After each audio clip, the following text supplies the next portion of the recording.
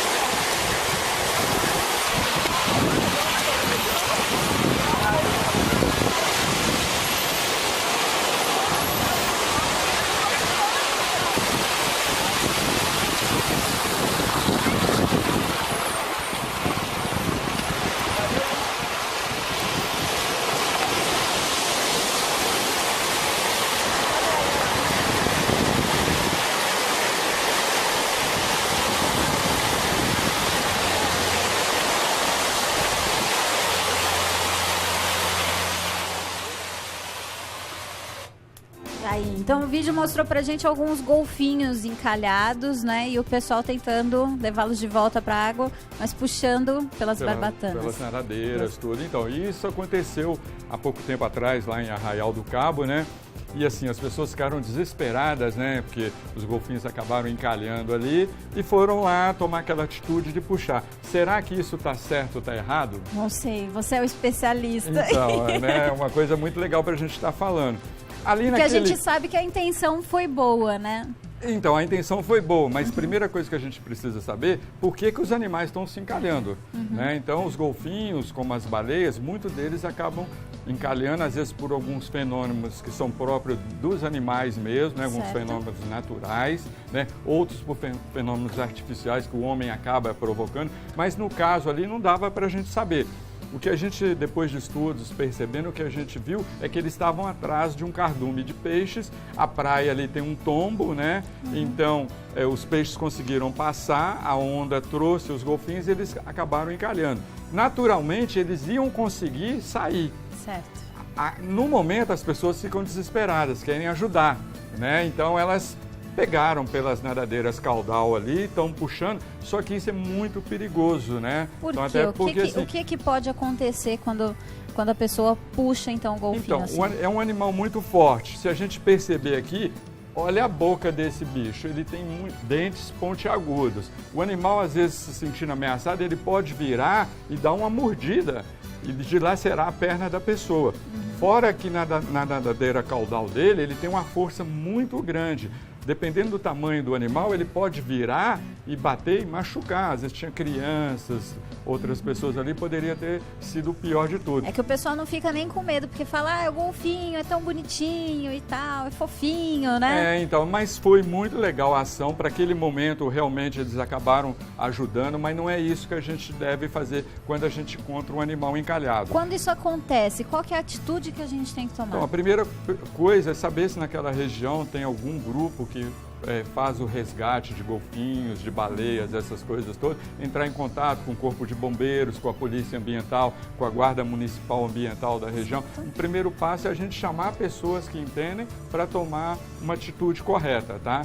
Nunca a gente tentar lá, às vezes você pode até machucar o animal, né? Porque eles têm as nadadeiras que acabam protegendo. Ele é um animal pesado, você vai puxar ele na areia, você pode machucar mais o animal ainda. Porque às vezes acontece, né? A gente já vê casos até com criança, que às vezes o adulto pega de mau jeito, desloca o ombrinho e tudo mais. Quer dizer, o golfinho também, ele tem todos os ossinhos ali no corpinho dele, então pode ser que, né, nessa de puxar você acabe deslocando alguma coisa. Machucando o animal. Então é isso, a primeira coisa que a gente tem que fazer é isso, chamar as pessoas que entendem para tomar as as providências. Só que hoje a gente vai falar aqui um pouquinho de baleias e golfinhos, só que a gente tem que entender um pouquinho a diferença entre baleia e golfinho, né? Vamos lá. E aí a Natália vai explicar um pouquinho aqui pra gente. A Natália está se especializando lá comigo em baleias e golfinhos, tudo. Então ela vai explicar um pouquinho pra gente entender, porque a gente faz uma confusão muito grande. Certo. A gente acha que baleia são só aqueles animais muito grandes. A gente pensa em baleia, já pensa logo na baleia gigante. Gigante, né? Não, a gente tem golfinhos muito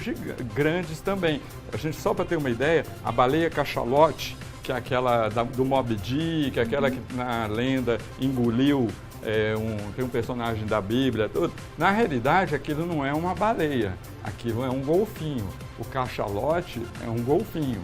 Olha só. E aí agora a Natália vai explicar um pouquinho essas diferenças que tem entre os golfinhos e as baleias, para o pessoal em casa entender um pouquinho melhor. Então vamos lá, né? Natália, explica pra gente, porque a gente quer saber, a gente quer ficar esperto também. Então, como a Edris falou, tem muita diferença entre baleia e golfinho. Certo. Os golfinhos têm dentes e eles têm um orifício na cabeça que é onde eles expelem o ar, porque os golfinhos têm que respirar. Então eles têm que submergir na superfície, onde eles expelem o ar e pegam oxigênio para ele submergir. Eles ficam em torno de 8 minutos submerso para ele subir na superfície de novo para pegar ar. Entendi. Já as baleias, elas não têm dentes, só quando elas estão no período embrionário. Elas têm dentes, depois os dentes caem e elas têm as barbatanas, onde elas filtram o alimento. E depois de filtrados, elas engolem o alimento. E na cabeça, eles têm 2 orifícios, que equivalem a umas narinas, por onde também expelem o ar e depois pegam o ar para submergir. Elas ficam em torno de 20 minutos embaixo d'água e depois elas voltam para pegar o ar de novo. Muito bem, tá vendo? Algumas diferenças aí. Então quer dizer que o tamanho não tem nada a ver, né? Não tem nada a ver. Até a gente pensa assim, a orca, né? Você conhece a orca como baleia assassina, né? Além de não ser baleia, não é um animal assassino. A orca também é um golfinho. Então, uma das características é isso que a Natália falou, que é muito importante para a gente, quando encontrar um animal desse, e às vezes querer comunicar para as pessoas, o animal encalhou, eu acho que é uma baleia, eu acho que é um golfinho. Se a gente olhar aqui, nós trouxemos um golfinho aqui, certo. né? Vou pedir aqui. Então, chega dá pra perto gente aqui, olhar, Faísca. dá pra gente ver isso muito legal, né? Nesse grupo de animais. A gente tem um orifício, olha aqui, ó, que é aquilo que a Natália falou, que equivale a uma narina. Os golfinhos, eles só têm um orifício, que é uma narina, tá? Então a gente dá pra ver aqui, tá vendo? No caso das baleias, que ela falou, elas vão ter 2 orifícios, tá? Então isso é uma coisa assim, uma diferenciação que a gente já consegue matar. Os Porque dentes. mesmo porque também você vai falar assim, eu vou ver se tem dente, se não tem. Às vezes ali na hora não tem como você analisar bem se tem não dente. Não tem, mas nos golfinhos é bem visível, a gente vai estar percebendo, né? Eles são animais que... E esses dentes que os golfinhos têm, que é uma característica exclusiva dos golfinhos, tanto que eles pertencem a um grupo chamado odontocetos, ou seja, que tem dentes, né? Esses dentes, eles não servem para mastigar, tá? O animal, ele não vai mastigar o alimento, ele serve para cortar. Então, às vezes esses animais se alimentam de outros animais que estão em decomposição no mar, algumas baleias, tudo. Ele vai lá e arranca pedaços, ou às vezes eles vão agarrar os peixes, né? Então eles agarram e engolem o alimento inteiro. Tá? É a função então, mesmo de prender, né? É de prender mesmo, né? Muito bem. Eu gostei desse... Esse aqui é como fala, um filtro. É uma barbatana. Se a gente lembrar que esses animais, eles se alimentam de plâncton, né? O plâncton que está ali no mar, na parte de cima, tudo. Então as baleias são animais filtradores, né? Então elas abrem a boca, né? Então elas veem uma quantidade enorme. De uma baleia só? Isso aqui é uma parte da boca. Ela tem 4 partes, é só uma parte. Então, na hora que ela abre a boca, né?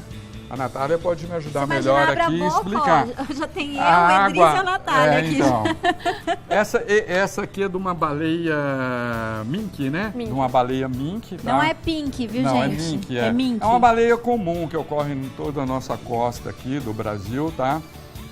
Então o que acontece? A água vai passar e todo o alimento que está, o plâncton que está em suspensão, né? Tanto o fitoplâncton quanto o zooplâncton, que são os animais e as plantas que estão ali na suspensão na coluna da água, ele vai parar aqui. E aí o animal acaba engolindo. Agora, pode vir outros animais? Pode também. Então, quando uma baleia abre a boca, o que tiver por ali, ela acaba engolindo uma boquinha também. Pequenininha. Só que o que não passa aqui, ela acaba expelindo de volta, tá? Então é isso. Então é assim que ela faz a filtração. Então acaba ficando, é como se fossem pelos mesmo, né? Mas na realidade são cerdas, né? Que ela tem em toda a boca e aí atua como filtradores do alimento deles, legal, né? É impressionante. Então, esse animal chega a atingir em média por volta de 17 metros de comprimento, né? Então é um animal que a gente acostuma ter muito encalhe com esses animais aqui na nossa costa. Então são coisas bem O golfinho que a gente conhece mais, ele chega mais ou menos a medir quanto? Então, lembra que a gente, assim, as pessoas acabam fazendo uma confusão. Por exemplo, essa espécie de golfinho aqui que seria... a gente também às vezes encontra as pessoas falando que chama boto, né? Boto, golfinho, é tudo nome popular. Acaba sendo a mesma coisa. Mas tem diferença entre o boto e o golfinho? Não, acaba sendo. Tem lugares que chamam de boto, né? E tem lugares que chamam de golfinho. Mas às vezes as pessoas costumam chamar mais aqueles que ocorrem em água doce, que a gente tem aqui no Brasil, na Amazônia, essas coisas todas. O boto lá, cor-de-rosa, essas coisas todas. Mas a gente tem botos aqui no litoral sul de São Paulo também, que é golfinho, mas a gente chama de boto. Então, assim, esses animais, ele podem atingir, na fase adulta, algumas espécies, de 2 a 4 metros. Só que a gente tem golfinhos que chegam a atingir até 18 metros, que é o caso do cachalote. Tá vendo só? A Por orca, isso que as pessoas confundem com baleia. com baleias. Então a pessoa acha que tudo que é grande é baleia. É que normalmente quando a gente pensa em golfinho, né? Muitas vezes eu também, até saber disso agora, quando pensa em golfinho, vem essa imagem desse golfinho, né? Então acho que é o mais comum que todo mundo pensa. Pensou em golfinho, já vê esse golfinho aqui bonitinho, né? E sendo que a gente tem golfinhos maiores também. E os golfinhos são extremamente inteligentes, né? São animais super inteligentes, né? Eles são mamíferos como a gente, né? Eles têm glândulas mamárias, eles têm, não é que assim, eles não têm pelo depois de adultos, né? Eles acabam perdendo. Na fase embrionária, eles acabam tendo pouco de pelo, depois quando o animal cresce, ele acaba perdendo, né? Mas são animais muito inteligentes, animais que se comunicam muito bem. Só que o golfinho, a gente escuta, às vezes, a vocalização, a gente fala a vocalização. Só que, na realidade, esses animais não vocalizam, porque eles não têm cordas vocais. Então, de onde sai o som do golfinho? Aqui na cabeça, né, e aqui atrás, eles têm estruturas que a gente chama uma de melão e outra de saco nasais. Como é que funcionaria a comunicação do golfinho? A gente vai estar mostrando para o pessoal em casa. Seria mais ou menos isso. Eu já veio preparada. A gente já veio até preparado, quer ver? Ó. Vamos ver se o Edris tá bom de fôlego. Não tá, ó.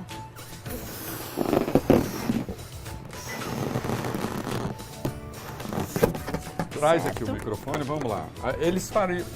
É mais ou menos isso. O melão é uma estrutura que ele tem na cabeça, que ela às vezes incha, né? E aí ele vai liberando o ar e essa substância. Seria mais ou menos...